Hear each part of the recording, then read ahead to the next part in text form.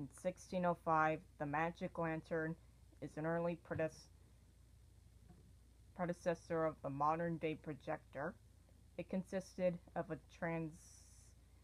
translucent oil painting, a simple lens, and a candle or an oil lamp.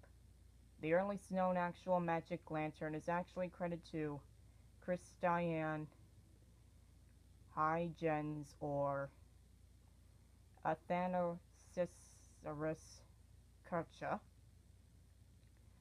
In 1824, a Zoetrope is a simple toy that was popular in the 19th century.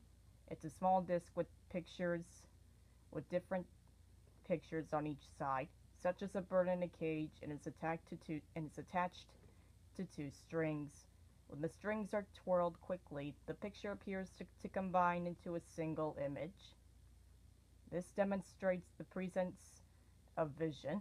The invention of this device was often credited to Sir John Herschel, but John Atron Paris popularized it in 1824 when he demonstrated to the Royal College of Physicians.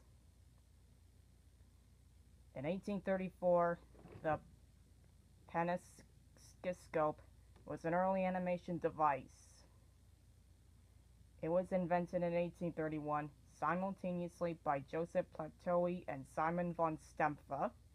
It consists of a disc with a series of images drawn rather evenly spaced around the disc, but at a different distance from the center. The device would be placed in front of a mirror and spun. When the phanescoscope spins, it passes by the viewer's eye. This created an illusion of animation. Also in 1834, the Zoetrope concept was suggested by William George Horner, and in the 1860s marked the Zoetrope. It operates the same principle as the phanescoscope. It was a cylindrical spinning device with several frames of animation on a paper strip around the interior circumference. In 1868, John Barnes Linnet patented the first flip book as a kinograph. A flip book is a small book with relatively springy pages, each having in a series of animation images located its underbound edge. Early film animators cited film books as their inspiration more often than the earlier devices.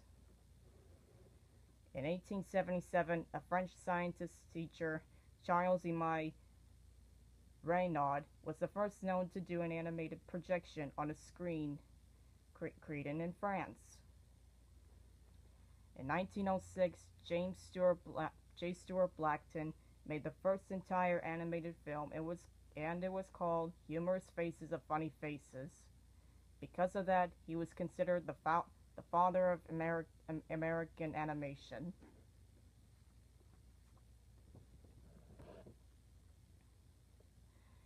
In Europe, a French artist, Émile Cohl, created the first animated film, what came to be known as traditional animation, and in 1908 he created Phantasmagorie.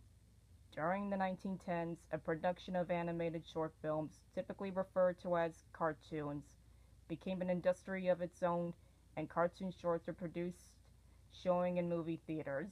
The most successful producer was John Rudolph Bray, who, along with animator Earl Hurd, painted the cell animation process that dominated the animation industry for the rest of the decade. In 1911, a newspaper cartoonist, Winsor McCay, made a film based on his comic Little Nemo in Slumberland. 3 years later, he made Gertrude the Dinosaur. 4 years later, he made The Sinking of the Lusitania. In 1914, John Bray opened John Bray Studios, which revolutionized the way animation was created. John Hurd, one of Bray's employees, painted the cell technique. This involved animation moving objects on transparent celluloid sheets. Animators photographed the sheets over a stationary background image to generate the sequence of images. This allowed John Bray Studios to create Colonel He's a Liar, the first animated series. In 1915, Max and Dave Fleischer invented rotoscoping, the process of using film as a reference point for animation in their studios, onto later releases such as animated classics Coco the Clown, Betty Boop, Popeye the Sailor Man, and Superman. In 1920, Otto Mesmer of Pat Sullivan Studios created Felix the Cat. Pat Sullivan, the studio head, took all the credit in the early studio animation. Felix the Cat was distributed by Paramount Studios and attracted a large audience. Felix was the first cartoon to be merchandise. Soon he became a household name. In 1923, a studio called Laugh-O-Grams was bankrupt and its owner, Walt Disney, opened the new studios in Los Angeles. Disney's first project was the Alice comedy series, which featured a live-action interaction with numerous cartoon characters. Disney's first notable was 1928's Steamboat Willie, the third of the Mickey Mouse series. It was the first cartoon that included a fully post-produced soundtrack, featuring voice and sound effects printed the film itself.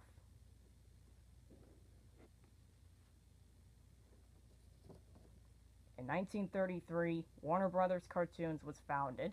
It allowed their animators to develop more recognizable personal styles. Many considered Walt Disney's 1937 Snow White and the Seven Dwarfs the first animated feature film. However, Disney films were the first one completely made use hand-drawn animation. In 1951, color television was introduced in the U.S. market. In 1958, Hanna-Barbera released Huckleberry Hound, the first half-hour television program to feature only animation.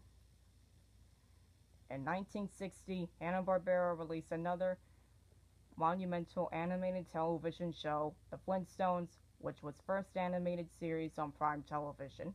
Television significantly decreased public attention to the animated shorts being shown in theaters. Innumerable approaches to creating animation have arisen throughout the years.